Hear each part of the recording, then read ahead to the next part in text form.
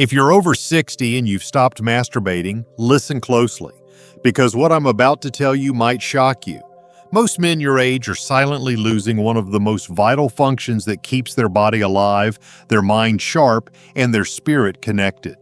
Not because they're weak, not because they're sick, but because they've been told a dangerous lie, that physical pleasure no longer matters. That couldn't be further from the truth. I'm Dr. James, a men's health specialist with over 3 decades of experience working with older men across America. I've seen firsthand how the loss of one simple natural habit can start a chain reaction, weakening circulation, draining testosterone, stiffening the prostate, and slowly shutting down the spark that makes a man feel like a man. And here's the part no one tells you: this vital function can be restored. Not with medication, not with surgery, but with something that's already within you. That's right, if you still masturbate in old age, you're not doing something shameful. You're preserving your power. You're activating systems that protect your heart, your brain, even your sleep. In this video, I'll reveal what truly happens to your body when you stop touching yourself and why restarting could be the most life-giving decision you make after 60. You'll learn the science, the method, and how to overcome the mental blocks that keep most older men stuck. And before we finish, I'll walk you through a simple ritual you can start tonight that may just change the way you feel for the rest of your life. Before we dive in, if you're a man over 60 and you care about staying strong, sharp, and connected to your body, make sure you hit that subscribe button and turn on the bell so you never miss another video designed specifically for your health and vitality. And if this message speaks to you, type 1 in the comments. If not, type 0. I want to know how I can better support you on your journey. So now that you understand just how critical this function is, not just for pleasure, but for staying alive, vibrant, and connected to yourself, let's take a closer look at what's really happening behind the scenes. Because there's a silent epidemic affecting millions of older men right now, and most of them don't even know it's happening. It's not cancer. It's not heart disease. It's something far more subtle, but just as dangerous: the quiet disconnection from physical pleasure. And it may already be affecting you without you realizing it. 1. The silent epidemic. Among seniors, disconnection from physical pleasure. I've sat across from hundreds of men in their 60s, 70s, even 80s. Good men, strong men who once built businesses, raised families, served their country, and stood tall with confidence. But somewhere along the way, they stopped feeling like themselves. They couldn't quite explain it. They'd say things like, "I don't feel like a man anymore," or "I'm just tired all the time," or "I don't really feel much of anything these days." And time after time, once we dug a little deeper, the same silent truth emerged. They had become completely disconnected from physical pleasure.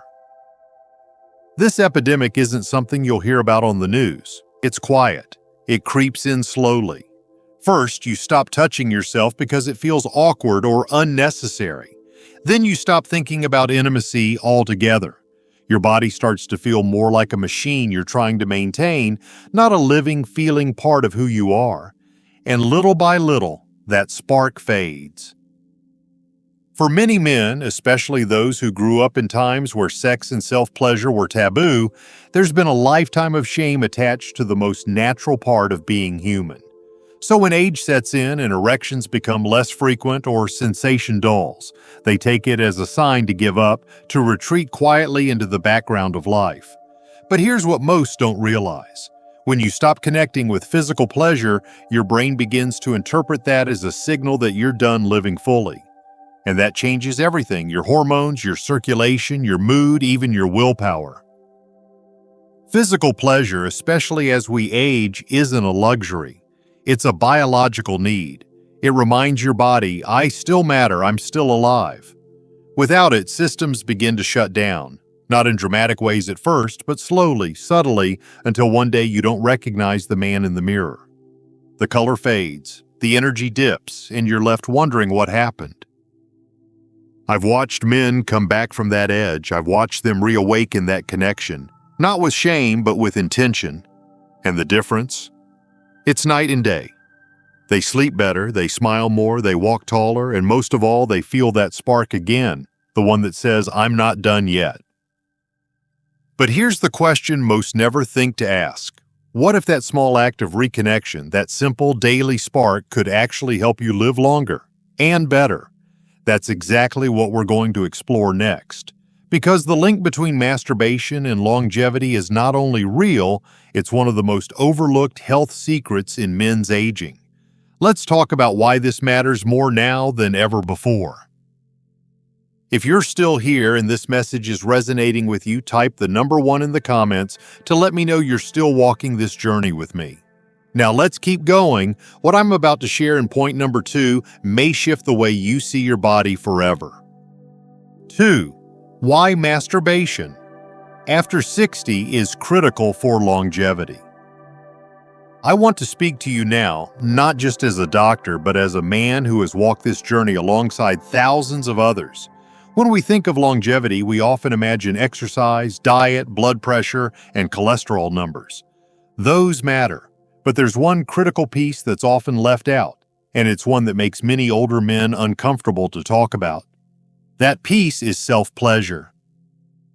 Masturbation after 60 isn't just about sex. It's not about fantasy or indulgence. It's about signaling to your body that you're still here, still engaged with life, still willing to feel. When an older man continues to touch himself with intention, care, and presence, he's not just maintaining an erection. He's maintaining circulation, hormonal balance, prostate function, and neurological engagement. These aren't opinions, they're biological facts. I remember one patient in particular, Tom, 74, a retired firefighter. He came into my office with complaints of fatigue, low libido, poor sleep, and a sense that his body had just checked out. We ran all the usual tests. Heart fine, blood sugar stable. But when we sat down and really talked, I asked, "When's the last time you allowed yourself pleasure?" He looked down and said, "It's been years." That conversation changed everything. Within a few weeks of reconnecting with his own body, just a few minutes at a time, his sleep improved. His energy returned. He started walking again, eating better, even smiling more. It was like flipping a switch. When you engage in self-pleasure after 60, you're stimulating testosterone naturally, increasing nitric oxide for better blood flow, and encouraging healthy prostate drainage. You're also reducing stress hormones like cortisol and increasing feel-good chemicals like oxytocin and dopamine. These changes aren't just happening in the bedroom. They're influencing your cardiovascular system, your brain function, your immune resilience, even your digestion. And beyond the science, there's something more profound at play: dignity. Because when a man stops touching himself, he often starts disconnecting from what makes him feel worthy of care. That sense of abandonment, of, "I guess this part of me is over," and can be devastating even if it's quiet. But when a man returns to that space, gently and without shame, he's sending a powerful message to every cell in his body: "I still matter, I'm still worth showing up for." And that mindset, that emotional shift, it's one of the most potent forces I've ever witnessed in helping men live not just longer, but more fully. So the real question is, if something this simple, this natural, and this available could protect your heart, your brain, your masculinity, why aren't more men doing it?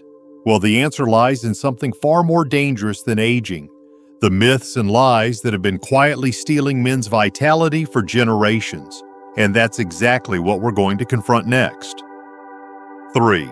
Common misconceptions that steal seniors' vitality. Over the years, I've listened to men pour out their frustrations in my office, not just about their health, but about how they feel. Disconnected, ashamed, confused about what's happening to their bodies. And almost every time, behind the fatigue, behind the loss of desire or confidence, there are a few quiet but powerful misconceptions that have been running the show for decades. These beliefs are so deeply ingrained that most men don't even realize they're living by them. But they're not just holding you back, they're silently draining your vitality. One of the most damaging myths is the idea that masturbation is something only young men do. Somewhere along the line, we're told that past a certain age, the desire to feel pleasure, to be sexual, or even to touch ourselves is something we should grow out of. But the truth is, the need for physical connection doesn't disappear. It just gets buried. Your body may change, your energy might shift, but your need for stimulation and release remains. Suppressing it doesn't make you more disciplined, it makes you more disconnected. Then there's the guilt, the religious shame. I've spoken to men in their 70s who still carry the weight of something they were told at age 13, that touching yourself is sinful, selfish, or weak. Let me say this clearly. Self-pleasure done with awareness and care is not a moral failure. It's a form of self-respect. It's you taking ownership of your body and choosing to nourish it instead of neglecting it. And perhaps the most dangerous myth of all is the belief that if you're not in a relationship, your sexuality no longer matters. I've seen widowers and divorced men simply shut that part of themselves off. They say, "What's the point?" But here's the point. Your relationship with your body is lifelong. You don't need a partner to validate your masculinity. You don't need someone else to give you permission to feel good in your skin. That permission has always been yours. These myths, when left unchallenged, become prisons. They isolate you. They make you believe you're broken or alone, when in fact you're just human. And like every man, you deserve to feel connected, confident, and alive in your body. Breaking free from these lies doesn't just help your mindset, it helps your biology. It helps your heart, your hormones, your healing. So now the question becomes, if we've been carrying these false beliefs for decades, how do we unlearn them? How do we begin to reconnect with our bodies in a way that feels natural, powerful, and free of shame? The answer lies in a method I've developed over years of working with older men, one that can help you restore what age, silence, and misconception have taken. Let me walk you through it, step by step. If you're still watching and this is speaking to you, drop a number 1 in the comments so I know you're still with me. Now let's keep going. Point number 4 is where things start to truly change. 4. The restoration method. Reclaiming sexual vitality. Step by step. If you're like many of the men I've worked with, you've probably spent years, maybe even decades, feeling disconnected from your body, unsure of how to return to something that once felt natural. But here's the truth I need you to hear. It is never too late to reconnect. You haven't missed your chance, your body hasn't given up on you, and all it takes to begin is a quiet, private decision to reclaim this part of yourself gently and intentionally. Restoration doesn't begin with a pill, a prescription, or a doctor's order. It starts with presence. I've had men in their 70s tell me they thought they were too far gone, that nothing worked anymore, but once we stripped away the pressure to perform and brought in patience and curiosity instead, they discovered their body wasn't broken. It was waiting to be touched without judgment, waiting to feel again without guilt, waiting to be invited back into the conversation. The process is simpler than you think, but more powerful than you might imagine. It begins with setting aside just 10 minutes for yourself, no distractions, no expectations. Find a space where you feel safe. Take a few slow breaths. Place your hands on your body, not with urgency, but with care. You're not trying to race toward climax. You're learning how to listen again, to subtle sensations, to breath, to the stirrings of energy you might have forgotten were even there. As the days go by, what feels distant becomes familiar.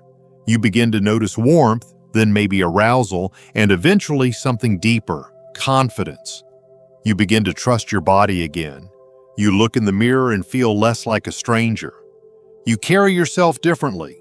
That quiet spark of vitality you thought was gone, it flickers back to life, not all at once, but enough to remind you, I'm still here.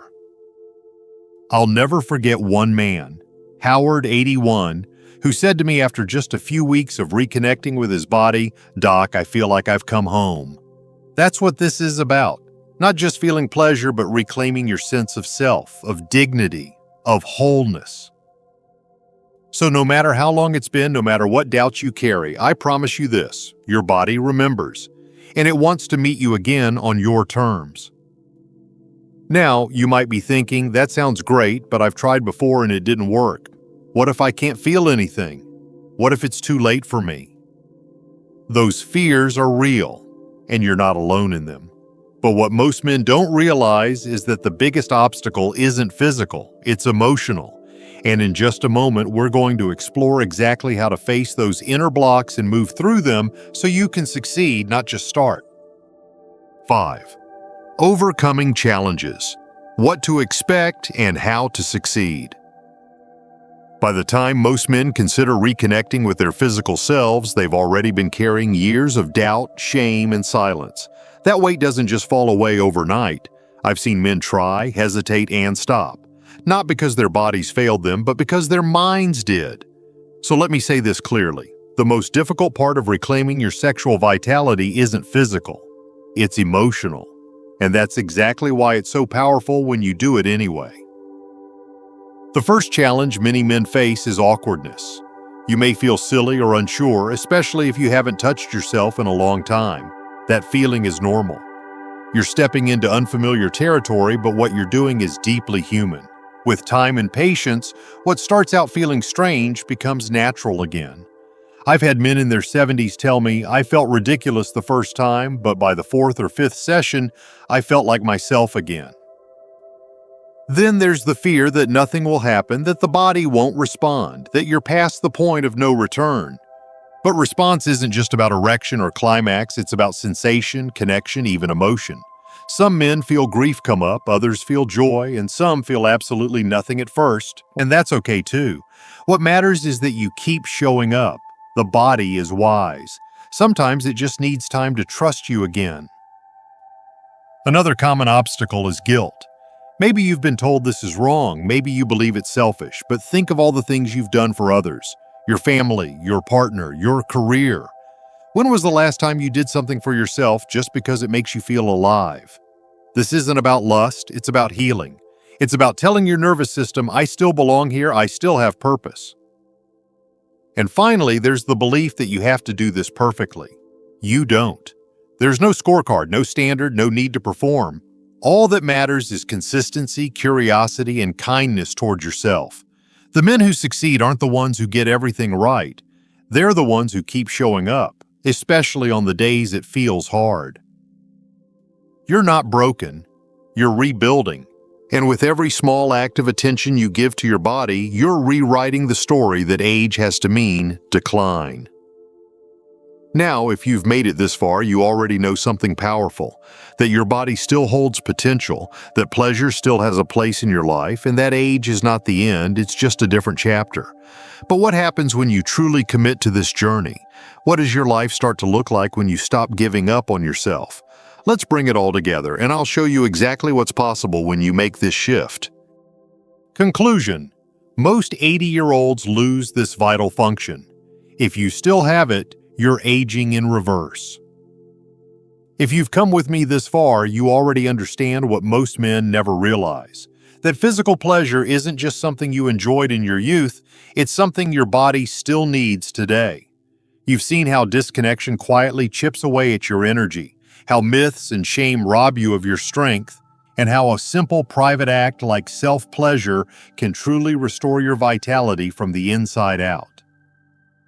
I've worked with men who thought they were done, men who hadn't felt desire in years, and I've watched them come back to life, not because of a prescription, but because they chose to reconnect with themselves. This isn't about sex. It's about reclaiming the part of you that still wants to live, feel, and matter. So if you still have this vital function, honor it. If you've lost it, know that it's not too late to begin again. Your body hasn't forgotten how to respond. It's just waiting for you to remember. And when you do, everything starts to change. Your energy, your confidence, your spark. You're not just surviving, you're aging in reverse.